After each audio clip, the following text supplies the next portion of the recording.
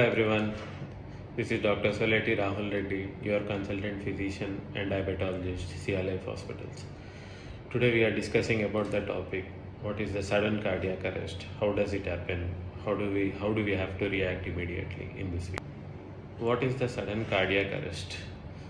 It's the malfunction of the heart inbuilt electrical system causing the heart to stop beating effectively, leading to the no flow of blood to the brain and the other organs, which is causing the immediate death if not treated. How does it happen? There is an electrical disturbance. Our heart has an inbuilt electrical system which will control our rhythm. If there is in sudden cardiac arrest, there is an abnormal rhythm that is called as arrhythmias, which is like ventricular arrhythmias or ventricular tachycardia will take over, and the heart will beat fast so that there is a lack of blood flow to the brain and the other organs, which will cause the sudden cardiac death. Within the 10 seconds, there is a loss of consciousness, and within the 5 minutes, the brain damage will begins. So without the CPR or defibrillation, death occurs within 10 minutes.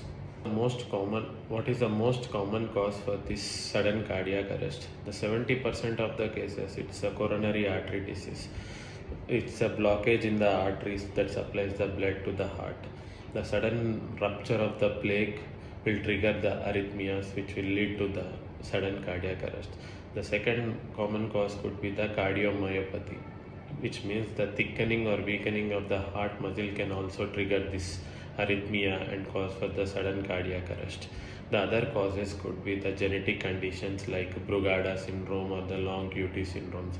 There are some congenital heart diseases will cause you this kind of and there are an electrolyte imbalances like low potassium or high potassium or magnesium will cause sudden cardiac arrest.